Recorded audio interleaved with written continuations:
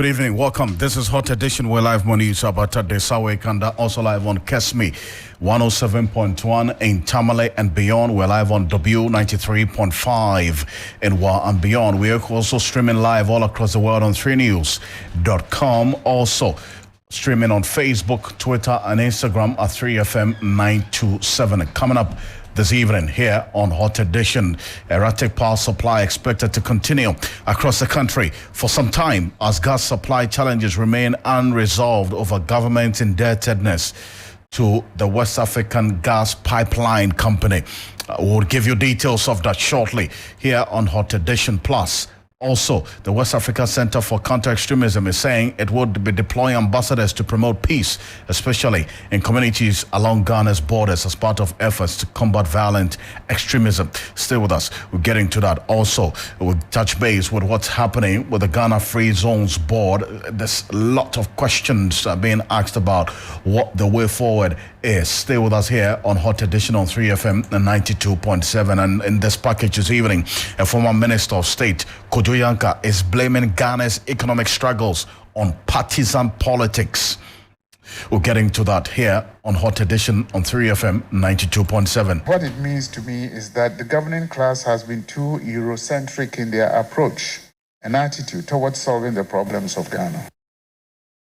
This plus the latest in sports, business, and entertainment coming up over the next 60 minutes. I am Alfred Ocansey. Welcome.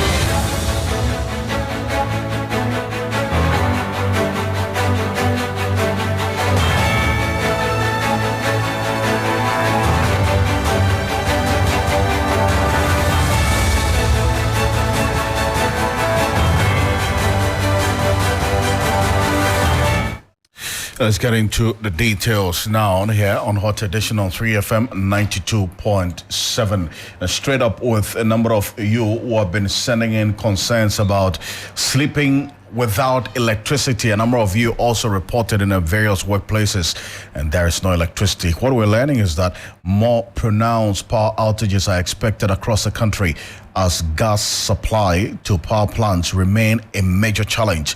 The Ghana Grid Company, as GridCo, on Thursday explained a shortfall of 550 megawatts of power is responsible for the limited supply witnessed in parts of the country.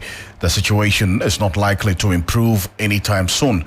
GridCo, in a press statement, said parts of the country will experience power challenges during peak times. Manager of Corporate Communications at the Ghana Grid Company, Jifa Bampo, has been throwing more light on the issue. I want to emphasize that these outages experienced on Wednesday evening and Thursday are not a result of any equipment failure or system disturbance. It is a matter that is of a commercial nature and that has nothing to do with GridCo. We rely on the gas to give to the generators so they can generate the power. They give it to us and we give to ECG. So it is the glitch in the value chain that has resulted in this regrettable situation. My next question would be the question on the minds of many. How long can we expect these outages and which areas are we cooling in the midst of the problem that we find ourselves in? GridCo is unable to provide that information because we do not deal directly with individual domestic users. So that would be the mandate of the Electricity Company of Ghana. It is up to them to decide if they want to show all of us a timetable. GridCo has no control over that. So in terms of which areas, I'm unable to say so. All I'm able to tell you is that at this time, this amount of power is unavailable. It then becomes ECG's responsibility to manage the limited megawatts available accordingly. And if they decide to share a timetable, that's really their decision. Then your previous question about how long will this last? To be honest, Gridco does not know. What I can tell you is that until these commercial issues with the pipeline are sorted out, we will have some more outages. So today, I can at least inform the general public that I know that there are some outages happening during the day currently, which is what we call off-peak. And we know that there will be further outages during peak time, which is from 6 p.m. to 10 p.m. It is a regrettable situation, but this is a matter that is really out of Gridco's hand. Until we see some significant change over the next 3 to 6 hours, it is likely that the outage will continue today. And until the commercial issues are addressed, the outages may persist because we produce up to 350 million standard cubic feet of gas from the west. Get 120 million, I think, from Tallow Jubilee field, and we get a little over 200 and something from ENI.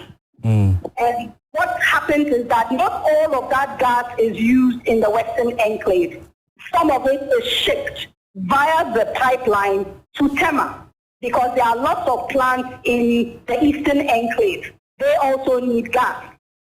So the reality is that until we have that full mix of gas coming from the west to the east, and then gas which comes from Nigeria, currently there is no issue with gas from Nigeria. So when we have that in addition, then all the plants can run at full capacity and there will be no outage issue. Currently, that is not the situation from the Western Enclave to the east. So that's Jifa Bampo, who is Group Head of Corporate Communications at the Ghana Great Company Limited, Gridco, giving some more details of what has led to these power outages being experienced in parts of the country.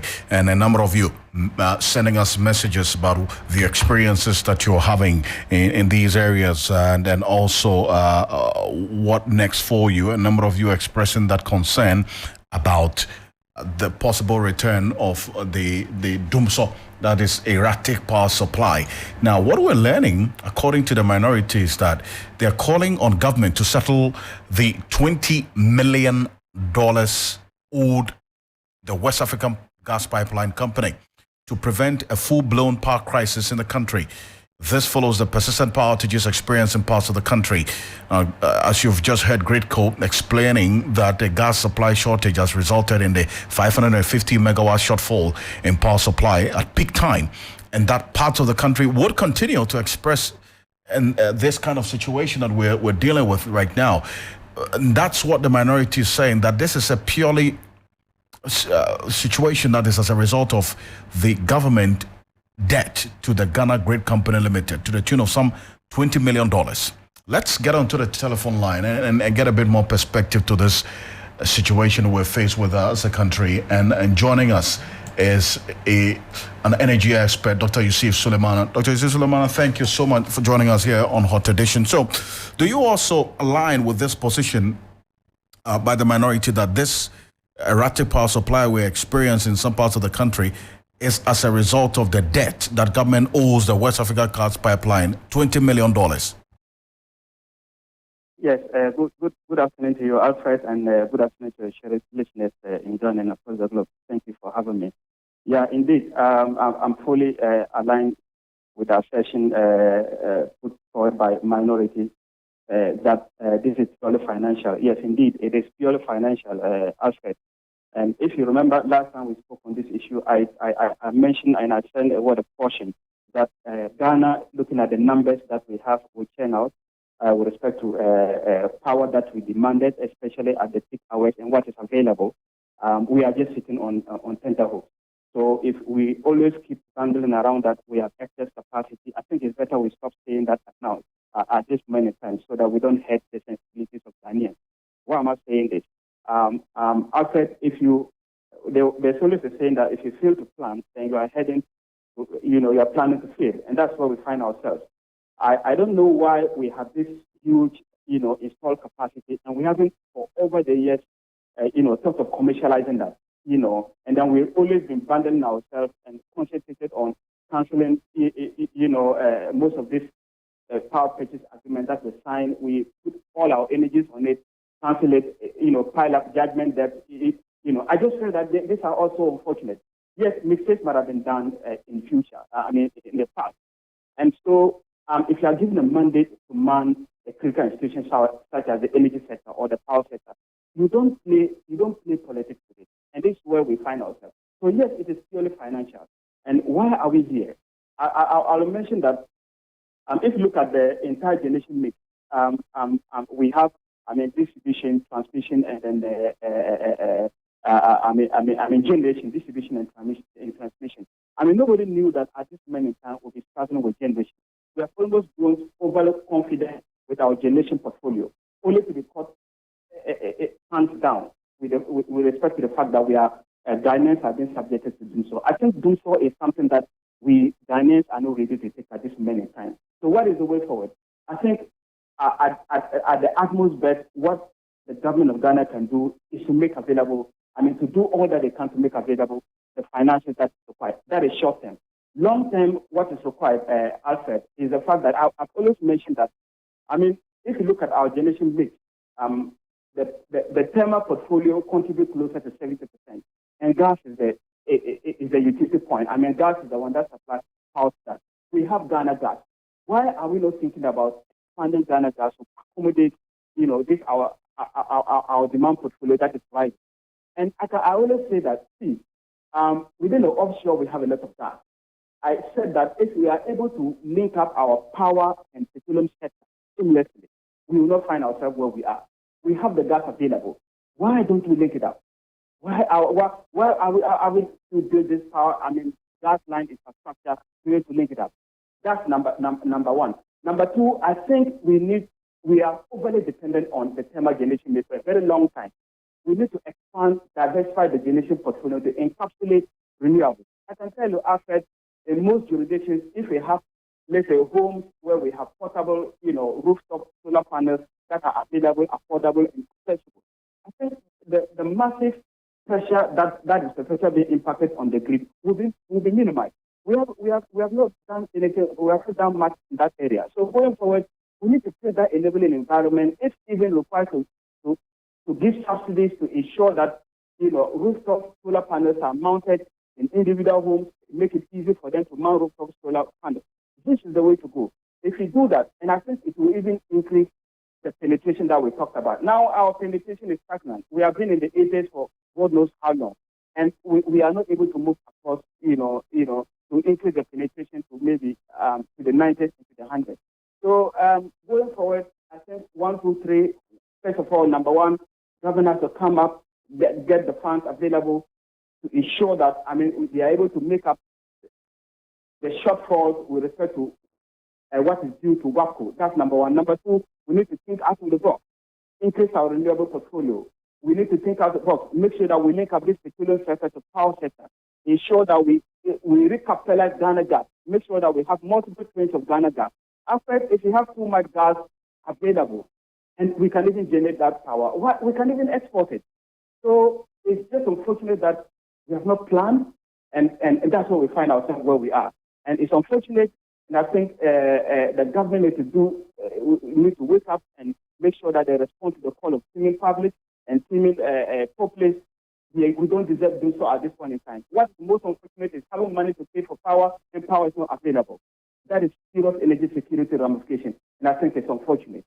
What do you recommend to the Electricity Company of Ghana to publish a load shedding timetable so that the areas affected will get to know ahead of time and prepare adequately?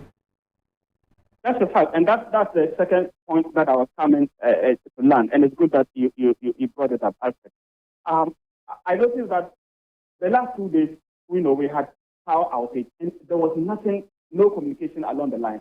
So I was just wondering that, but of course, as a pundit, I understand what the numbers, especially around 8 p.m., between 7, 8, and 9 p.m., especially 8 p.m., that has always been the peak hour time. So for the last 2 days, the whole of my area, Tema, Achaman, between around 8 o'clock, around from 6:30 to 8:30 thereabout, we had light off, and there's nothing like telecommunication to that effect. So yes, going forward, they need to come up with a timetable and then publish it, ensure that they make their communication system robust, so that people are much aware of this kind of timetable. So what is happening is that, in business continuity planning,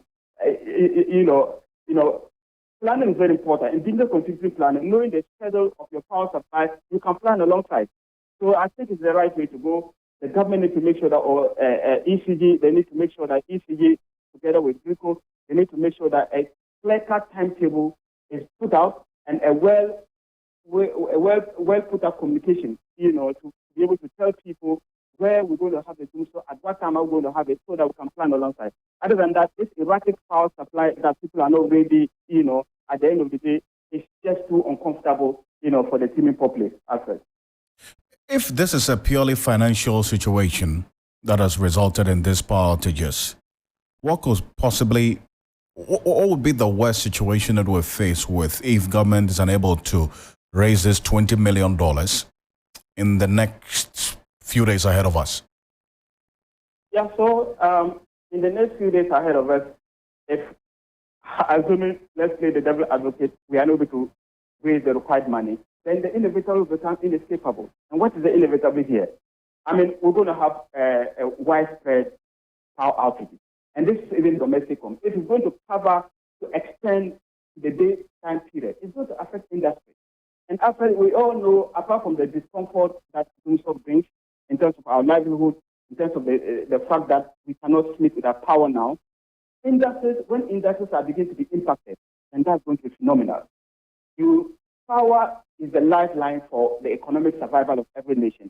If you can't have an uninterrupted supply of power to SMEs, to industries, that becomes a problem. So yes, if we are not able to do anything, which I'm sure government will be able to do something, or I hope government should be able to do something, because I don't want the inevitable to become inescapable. But should we go there, this is what we're going to do. This is a scenario. It will extend to industries, undoubtedly. And if it extends to industries, your guess is as good as mine. People could lose jobs. People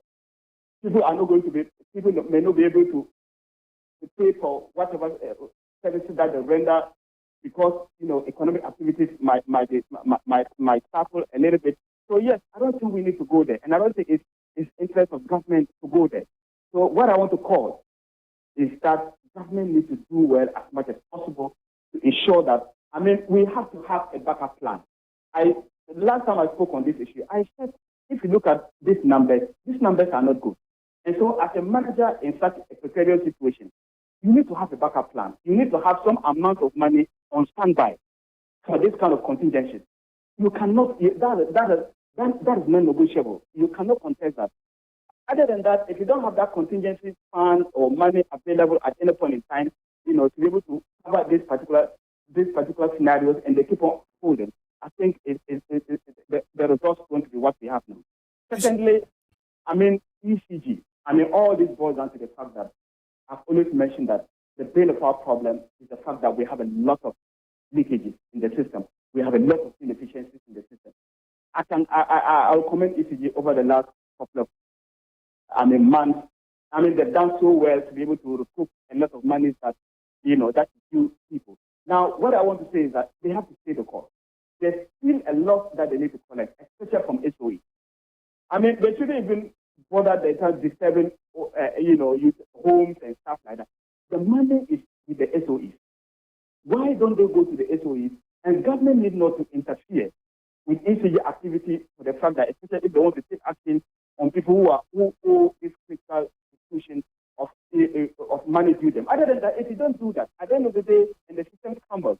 And look, like I mentioned, these three value streams, they are so intricately linked. If you have weaknesses in one stream, the cascading impact on the rest of the thing will be dire. And that's what we have now.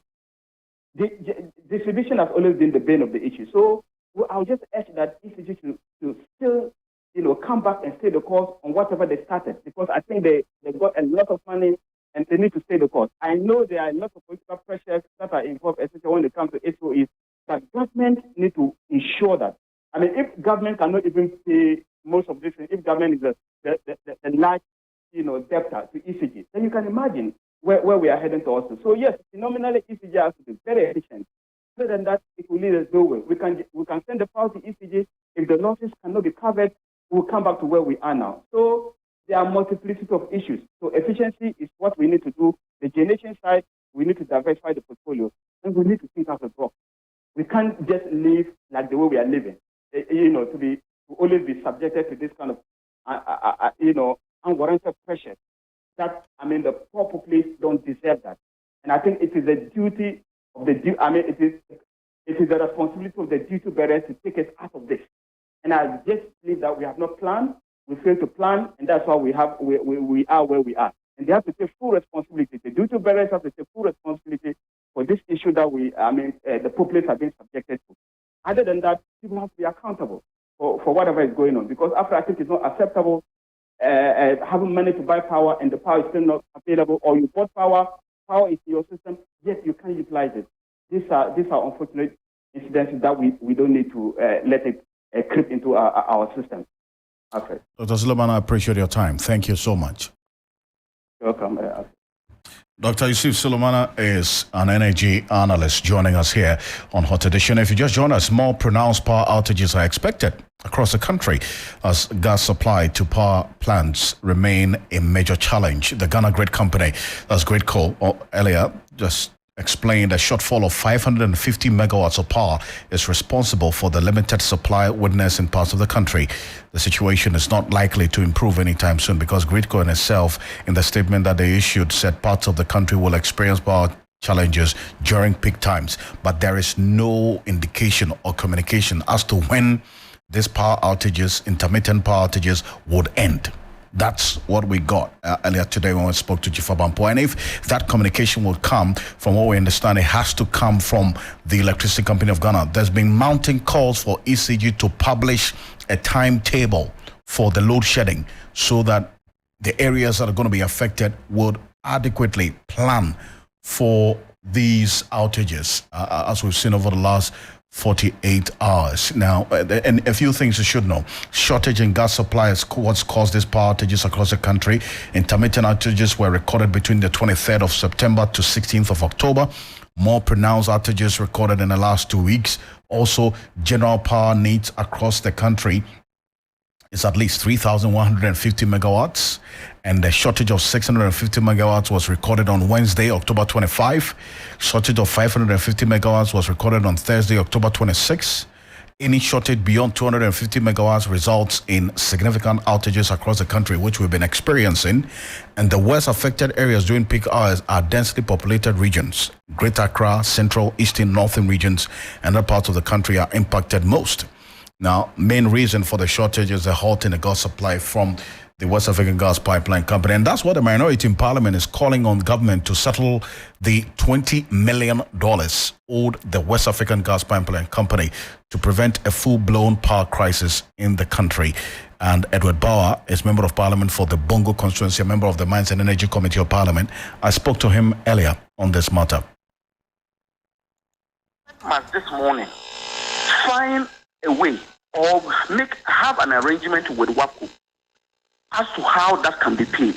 If WAPCO begins to have some comfort, if they have comfort that, look, government has stepped in to do the payment, then that I believe that will work. So government must this morning be working to see how they can give WAPCO some level of comfort to continue transporting gas or maybe transmitting gas from Abuazi to Tema, or else we are going to be in trouble. If the gas does not come, what it simply means is that the plants cannot run, because that's fuel. They cannot run. And if they cannot run, you will have that deficit. And that deficit, you have done so. And so that is it. And my brother, it is a clear indication of what the problem is. Because the cash waterfall mechanism is not operating. That is even why the IPPs are not being paid. As Edward Bauer, Member of Parliament for the Bongo constituency, a member of the Mines and Energy Committee of Parliament.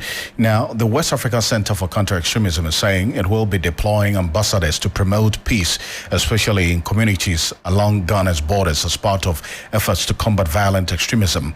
This comes as extremist activities become rampant in the West African sub-region, threatening the stability of the region. The West African Center for Counter-Extremism in its violent extremism vulnerability report last year identified northern Ghana as a hotspot for extremism. Now, the civil society organization is saying that it is developing a framework to combat the challenge. Let's go on to telephone now. Mutara Mumuni Mukhtar is Executive Director of the West African Center for Counter-Extremism. I thank you so much, Mutara, for time here on Hot Edition. What's the situation in the country in terms of the violent extremism based on your own latest report so far? Well, thank you very much for this interview.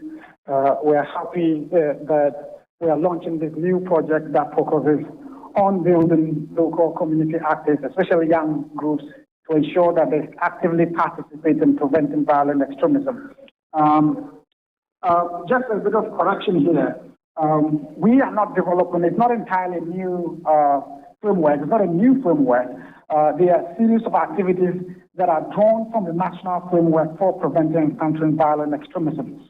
And just back to your question in terms of what is the situation at the moment, yes, we have similar vulnerabilities that we share with some other countries within the sub-region. The pervasive situations of youth unemployment, issues of unresolved chieftaincy and ethnic conflicts within the local space, issues of tensions along ethnic lines, and marginalized groups within the space are still very pervasive.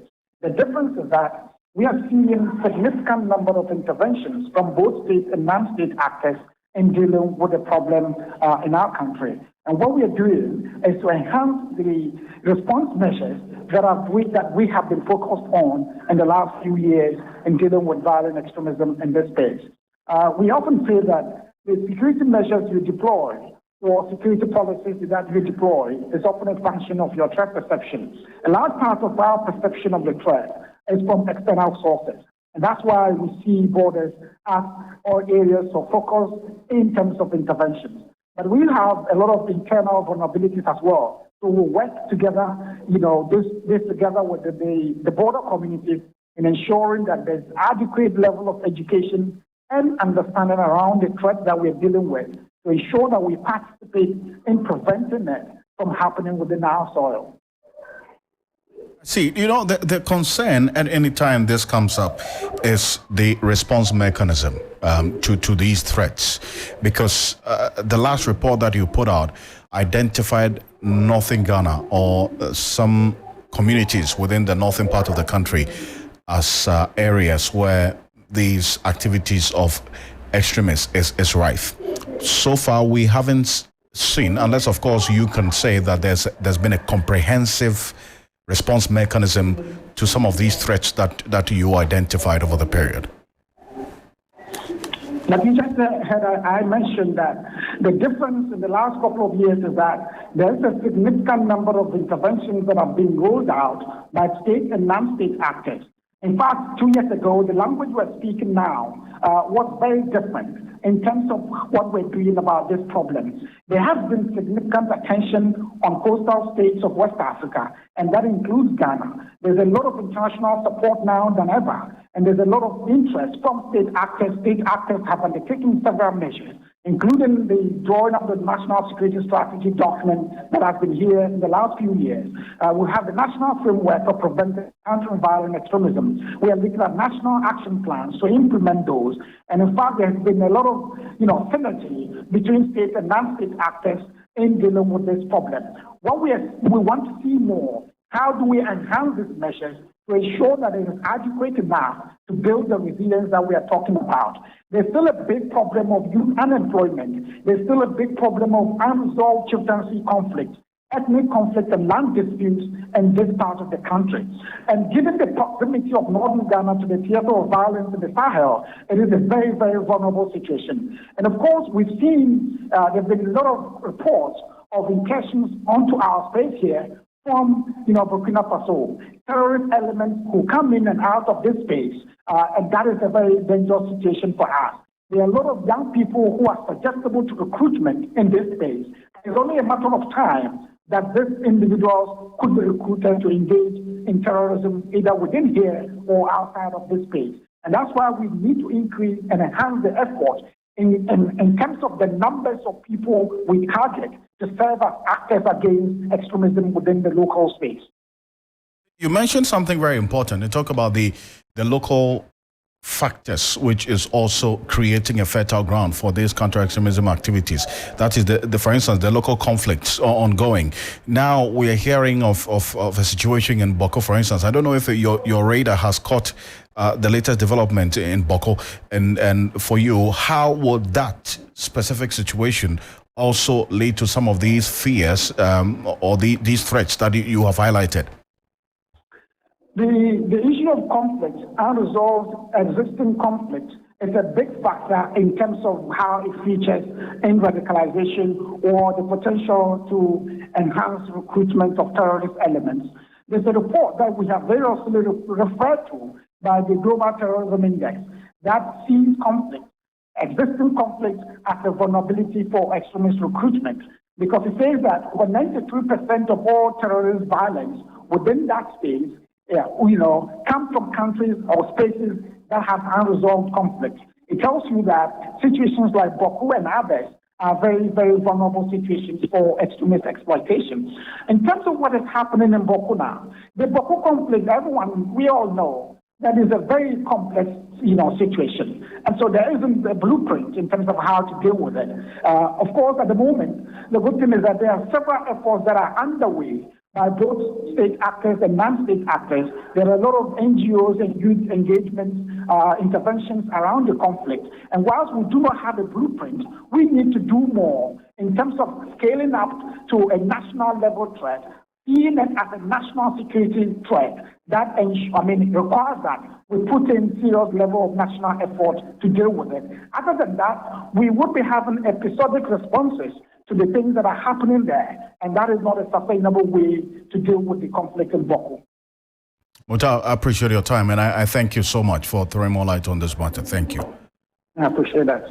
Mukhtar is Executive Director of the West African Center for Counter-Extremism, and giving us details of the latest intervention of deploying some ambassadors to promote peace, especially in communities along Ghana's borders, as part of efforts to combat violent extremism.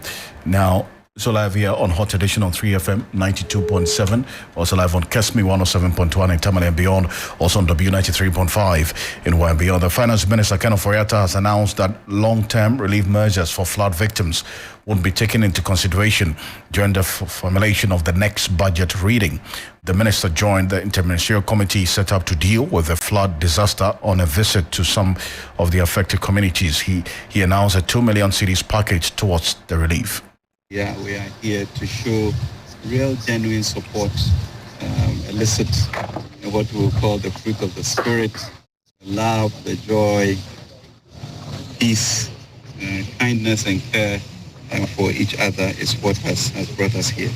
And to really also acknowledge the work that VRA continues to do. Because I think in 2010 we had some very serious situations in terms of spillage, and therefore they put together the emergency protection plan. And since 2020, they've been doing it on a regular basis. I think this year in May, if I'm right, they actually did, almost like a live simulation in the neighborhood before the spillage had to occur. And that had to the decision had to be made because the structural integrity of the dam was clearly at risk.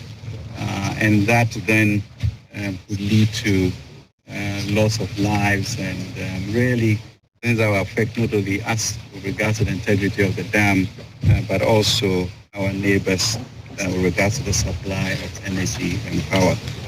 So we thank VRA for the rather professional manner in which they have been working on this. But I think in all societies, when these dangers are coming, as the Deputy Director General mentioned, we are all loath not to move quickly enough, etc. But even with that, the one most important issue is the saving of lives. And once again, as the President said, we can always get the economy back, but lives can be compromised. And here again, we are seeing the readiness of NADMO, VRA, etc., to ensure that all the lives are protected.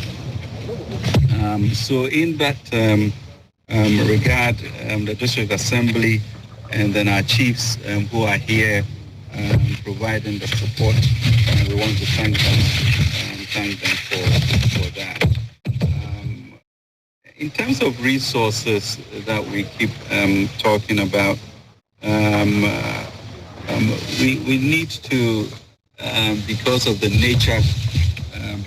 nature of disasters, as Deputy Director General said, it's our institutional systems and especially our Ministry of Finance to tackle and make sure that the resources that are demanded, because it's a changing situation, and basically to confirm that the Ministry of Finance is in readiness to find the resources that are needed. Last year, That's Finance Minister Kenneth Oyatade. Let's go straight to the flood-hit communities, and my colleague Joseph Gold Armstrong Alogbe is there, and he's been with the Interministerial Committee that has been set up to oversee these relief efforts by government. And Joseph, where next did they move to after this announcement by the Finance Minister?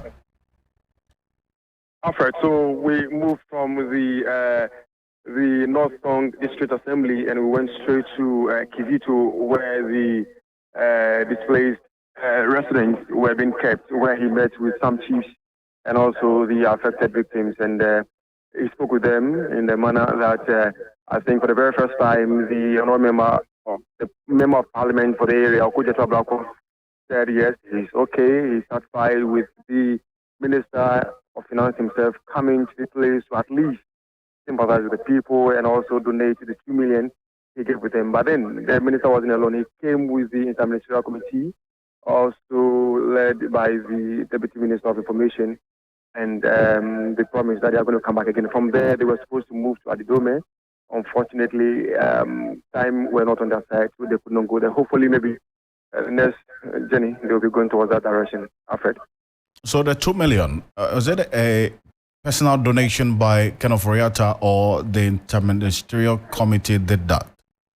So this is a donation on behalf of the Finance Ministry, and later staff of the Finance Ministry also gave 50,000 to support the 2 million that the Finance Minister donated on behalf of the entire Finance Ministry and not on behalf of government, Alfred. I see. There was also, beyond what they've been doing in the Interministerial Committee, you've also been assessing so far the impact of the relief efforts, and you've been visiting some of the committees as well. What did you observe? Alfred, so it looks like the people at North Song seems to have had so much, but the chiefs expressed some dissatisfaction about the way and manner the relief items are being disbursed. For them, it looks like all the relief items moved to the place they have described as safe havens, whilst people who are living in their various homes that have also been displaced are not getting anything. So the chiefs made an appeal to the Interministerial Committee to at least reach out to them and find out the real situation on the ground so that they will know how to disburse the funds that are coming in, so that the chaos that we witnessed yesterday at Kizito can't be minimized, because for the chiefs, about 16,000 people within the North Song district have been displaced, and we have less than, let's say, 100,000 people living at the safe havens. So when you focus all your attention on the safe havens, you are not being fair to the other people who have relocated to their various family members in nearby communities. So they should reach out to them, the chiefs who happen to be leaders in the community, so that they can have some fair way of distributing the relief items going forward. Joseph Gold Armstrong, appreciate your time. Thank you so much. Meanwhile, a security expert, Colonel Festus Abaji, retired, is convinced government has no plan for the disaster. This follows the chaos that characterized the distribution of relief items to the displaced persons at Mepe. The epicenter of this disaster, a visit to the St. Kizito safe haven at Mepe yesterday, highlighted a lack of coordination in distribution of relief items, a challenge that left persons with disability heavily impacted. Emmanuel Samani has this report. Let me taste you. Since you moved here, we understand that you're having a lot of challenges receiving some of the relief items. Is that the case? Yeah, that is the case. When items are brought to this place, they share it according to the number of houses that are found on the campus. And if you are not quick, and then they have registered some of the people, they will just leave you just like that, and you'll be all around without anything.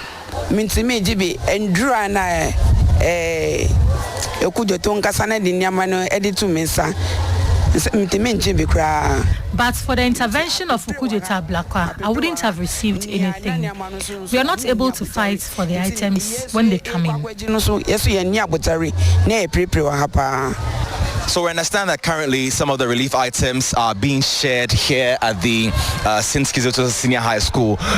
And clearly, no arrangements have been made for persons living with disability, to get some of the items. And so we're here to see for ourselves if indeed that is the case. So this is a situation here, and as you can see, one person, an elderly woman is leaving the scene.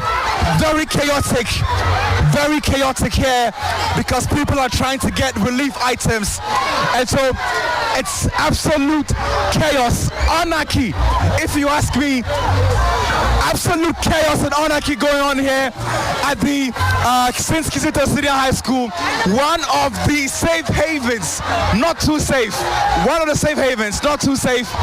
And so persons living with disability can't even get in. Even abled individuals can't get their hands on some of the items. How much more persons living with disability? Let me quickly engage one of the persons with disability here. Sir, you've been telling me about how chaotic things get here. How does that make you feel looking at how all these things are going on? In fact, I don't even know what to say. This is how it always goes on. And how can we, as Physical Challenge, go and compete for things like this? We cannot. And we think the community is not actually helping us at all. So if any organization is presenting an item, it means we should be giving our own separately before announcement will be made. Because things like this, we cannot in any case join them, compete, and take any item at all for ourselves. It's really, really difficult.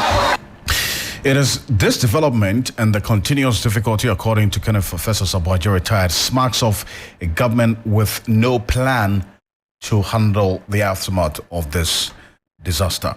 There is a very palpable, conspicuous absence of government. So the president is out of the country to give a lecture on Ghana's role as a model of democracy in bringing stability to West Africa and so on and so forth. When the country was facing this disaster, no government official visited the disaster area until the president returned and went there on the 16th. So 40,000 Ghanaians are displaced in 22 or so shelters, and the government is sitting in the capital and talking politics. Or the vice going there and giving 160,000 cedis. 2017, we gave $1 million to Sierra Leone, but the figures in Sierra Leone were far less. Here we are talking of 40,000 Ghanaians.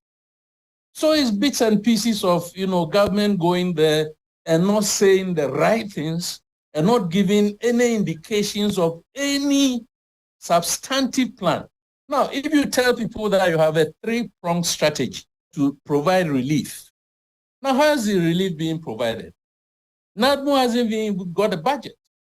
So a strategy is not the solution to this. A strategy must be followed by a plan. As we speak, the government hasn't got a plan. A disaster management plan is not on the table.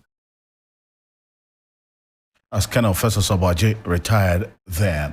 Now, some more stories. The CEO of the Ghana Free Zones Board, Michael Quay Jr., has justified why the Dom Kwabenya constituency was selected to benefit from a breast cancer screening exercise initiated by the state institution that he leads.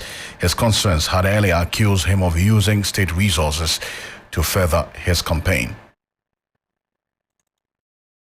Women in Dome, of whom are delegates of the New Patriotic Party, took the opportunity to clinically have their breasts examined while intensifying awareness creation about breast cancer.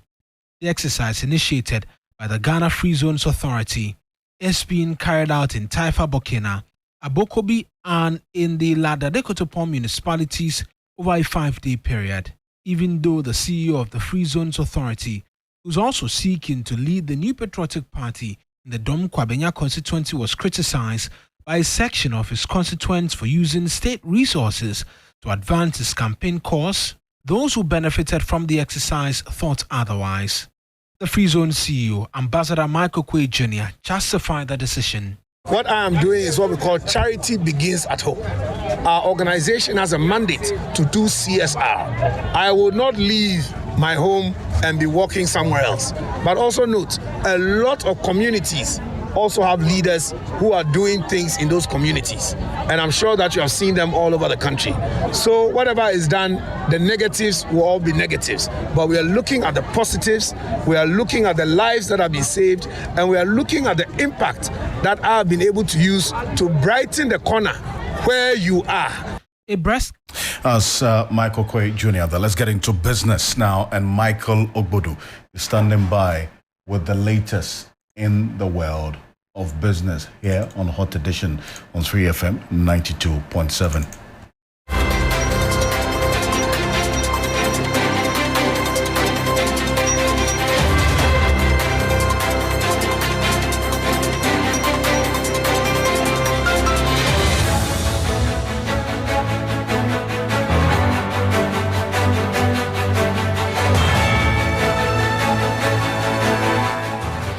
Hello there, welcome to the business segment here on Hot Edition. My name is Michael Obodu. Now, in our headlines, looming fear about possible contamination of tilapia following recent dam spillage. We have the details coming up shortly. Stay with us. Well, now straight into our first story. In the wake of the dam spillage in Ghana, the tilapia market is witnessing a surge in fear among consumers. Worries have emerged regarding the possibility of contamination of fish as a result of the floods. Concurrently, the industry faces the dual challenge of securing a stable supply and preserving its credibility. This report has the rest of the story. Yeah, I've heard a lot about especially about the water being contaminated. So now we are even afraid that tilapia we are eating, whether it's contaminated or not. John's concerns echo those of countless tilapia consumers in the country. The recent dam spillage has triggered widespread apprehension, with fears that contaminated fish may have found their way into the market during the floods. The Akonsombo and Bone dams were spilled earlier this month in a bid to ensure their structural integrity. Now, in the areas of... Yeah, I've heard a lot about it, especially about the water being contaminated.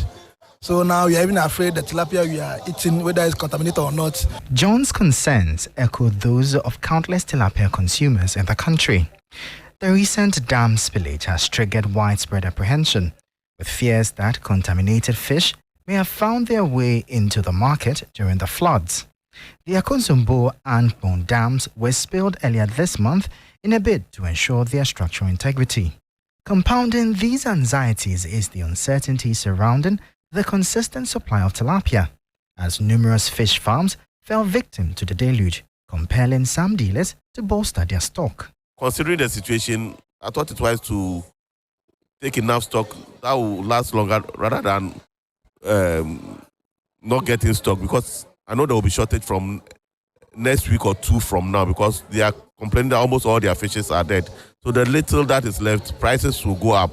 These concerns resonate not only with the consumers, but also with certain producers fortunate enough to escape the flood's impact.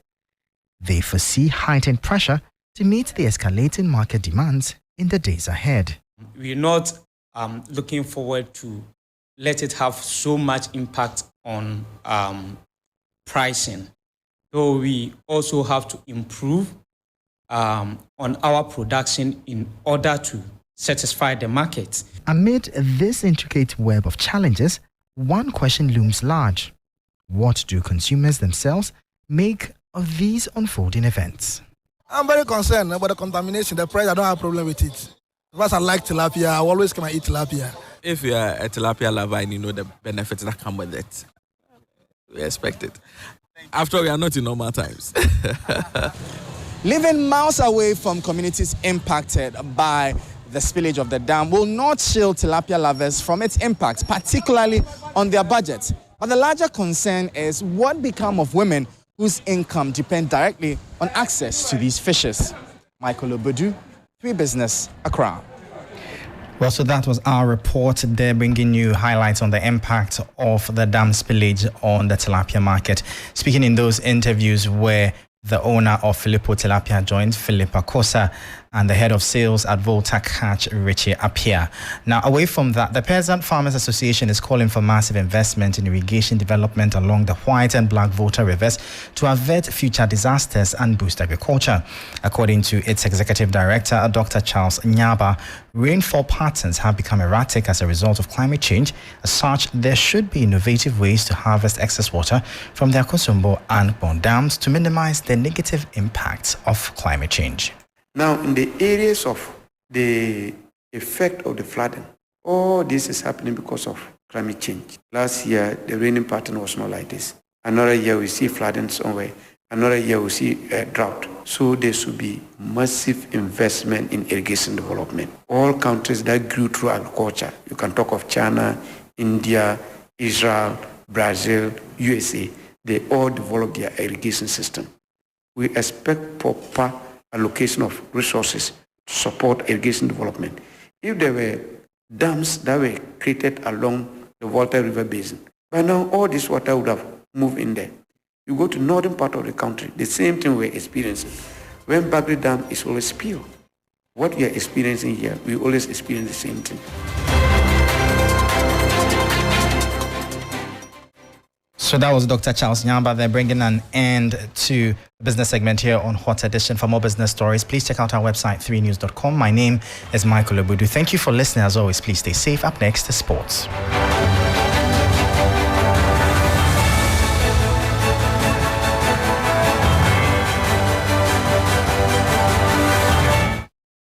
Well, it's time for sports on Hot Edition. My name is Kelvin Osu, so let's begin from some news from the Ghana Premier League, and it's ended 1-1 in Sunyani, where Tano Bofuakwa have settled for 1-1 draw against Accra Lions. Accra Lions haven't really had a good time this season, but they've managed to pick a point from that is the Sunyani Coronation Park. Now to some other stories. Well, Koja Samoa together with Juventus are putting up a new football academy at the SMAC Sports Center within the Casa Trasaco in Accra. Well, this event happened on Friday, where Juventus seems to spread the colours, methods and values of the Serie A club in the West African country. Koja Samoa is heavily happy with this and believes that the support from the Serie A Italian embassy in Ghana and the Ministry of Sports, as well as the Ministry of Education, will help him achieve a long dream that he wanted to have Ghana see when it comes to youth football. Everything that we are doing here, we are not just doing it for today. I've sat down and thought about all these things. The experiences and everything that I've had in my career. We are not just here to build this and then go stay or live in Europe and then let it be there. I've devoted my time, as I said, from beginning when we started this whole project. I've been spending morning, afternoon, evening here because I know what we are doing. So that is from Kojo Asamoah. There will be more on News 360. Currently, the Black Queens are leading 3-0 in Cotonou against Benin in the 2024 Paris Olympic Games qualifiers. Doris Wedu has scored the opener from a spot kick, and Gifty Asifua has scored a brace to give the Black Queens the first leg victory ahead of the second leg expected to be played at Accra Sports Stadium on Tuesday at 2:30. Now to some news from Ken Faisal, and the Court of Arbitration for Sports has dismissed Ken Faisal's appeal that was filed against the decision of the Appeals Committee of the Ghana Football Association and a decision announced on Friday, October 27, 2023. Both parties have confirmed the decision of the Appeals Committee of the GFA in the case of Ken Faisal versus Tamale CT. Now, Ken Faisal has already paid a fee of 45,000 francs to CAS at the institution of the case. So that is the current situation when it comes to Ken Faisal's case with the GFA. So the GFA has won. This evening, Crystal Palace will be playing against Tottenham Hotspur at the Selhurst Park. Tottenham are unbeaten in 9 games. This will be their 10th game of the campaign. Ange Postecoglou is the head coach for Spurs. We still got to grow in every area. But there are areas where we're already very good, and particularly around the defensive side of our game. I think we've been excellent, really consistent. I said after the game Monday night, I think it's what won us the game, just our ability to willingly work hard, press the opposition, be really disciplined and committed to forcing oppositions into mistakes. I think that's been really, really good and really pleasing for me. I still think our main growth will come in the attacking side of the game. I still think, particularly in the front third, we're still, a lot of our movements are still sort of not natural and not. Well, the movements are not natural. This weekend, Tyson Fury and Francis Ngannou will meet in one of the biggest but most controversial fights of the year. Fury has not fought since December when he retained his WBC World Heavyweight title, and there is still no date for his planned clash with unified champion Alexander Usyk, although it is finally signed. Fury is upbeat ahead of the fight against Ngannou tomorrow. I asked him, did he have a big Corey on the night, and he was a little bit shy about it, and here we are today. He's going to need big cojones to fight me, never mind a big Corey. So if he can bring them to the ring, he'll have a fight. If not, he's in some severe trouble. It's been a long, hard year, a lot of uncertainty. Didn't know if I was coming or going at one stage, and here I am today. I'm in peak fitness, I'm in peak physical shape, and I've got a fight on Saturday, and it's really real, so I'm really, really buzzing. As you can see, I'm in a very, very good mood. Well, Francis Ngannou, however, is ready for a shocker. This is his first boxing bout as a mixed martial artist. I mean, the magnitude of this fight, everything that's been around this fight, how it's been surrounded, is just something that I never see. Even in my mind, all those years thinking about fighting Tyson Fury, I never imagined that you would be such a big event in this magnitude, in a global stage. So, quite impressive. In fact, even when I signed this fight, I didn't know what exactly I was getting to. So that is Francis Ngannou. Don't forget the Rugby World Cup is also coming up this weekend on Saturday at 8 p.m. Also the El Clasico on Saturday at 2:30 and the Manchester Derby on Sunday at 3:30. That'll be all for sports. My name is Kelvin Owusu-Ansah. Akofa comes your way with entertainment.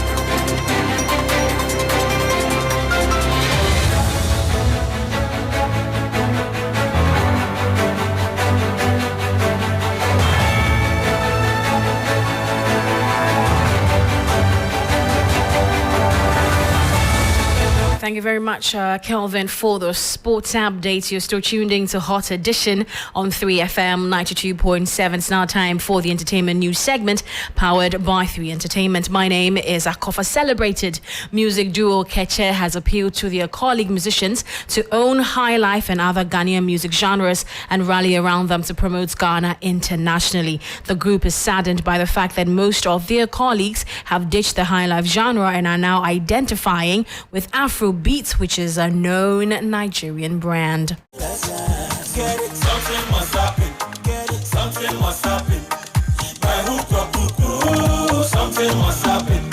a feel-good song. It's a song that we really want everyone to enjoy themselves with, because we realize that Ghanaians, the artists, we are losing our way a bit. Is that so? We are following that Afrobeat. So even now, when you do her live, they say Afrobeat. Okay, so we are living our hip life and, her life behind. So I'm like, no, Andrew, we need to bring some banger. We need to give people the hip life and the high life they know us with. Okay. Yeah. So you feel like local acts are losing their way? Yeah, I think because now, because of Afrobeat. So when the diaspora, when they come in right now, and they be like, oh, we went to Ghana, okay, they're also doing Afrobeat. But Nigerians are already there. They are making sure they are closing every gap and becoming bigger. So what are we sending to them? What are we giving to them? So when they come to Ghana, they'll be like, oh, till I went to Ghana, they have this journeys, hip life and high life. It's huge. Okay, then when we go out there, we can present something to them that will break barriers. But everybody's doing Afrobeat. So now when we do our live, they say Afrobeat. No? Yeah, we are always dropping what we have and then bringing in what others have. And we want to follow the same thing. I mean, look at, let me make an example. When we came out with, Azonto was a dance, but we came in music. A genre of music. Now we dropped it. We are now embracing what other people like. When you go everywhere in the world and you mention Afrobeat, they picture Nigeria. Because they've championed it, they've taken it to the world. What we have is high life and hip life. What are we doing about it? So, that's what we've been doing, and this is what we are pushing to just get out there, for people to also recognize it. We're urging other people to just jump on it and then come on so that we make this thing better. Also, some more stories now. The editor-in-chief of British Vogue, Edward Enninful, has been named the UK's most influential black person by the Power List 2024. Enninful is the first black man to hold the top job at the British fashion magazine Vogue. The 51-year-old described it as an honor to be number one on the list, which he said shines a light on black people really breaking boundaries, who are unafraid and champion what it means to be truly diverse in their own industries. Born in Ghana, Enninful moved to London at a young age with his parents and 6 siblings. The Power List recognizes men and women across a wide range of industries, including business, science, technology, and the arts. And finally, before I go, as part of activities marking the burial ceremony of the late Manya of Accra, the 3FM Corporate Connect meetup at the Shades Lounge and Restaurant Osu, Oxford Street, has been postponed to Friday, 3rd November 2023 at the same venue. We'd like to apologize for any inconvenience. 3FM, your urban lifestyle radio. And that's it for the entertainment news segment here on Hot Edition, powered by 3 Entertainment. My name is Akofa. Thank you for your time. The 3FM Drive continues. Stay tuned in.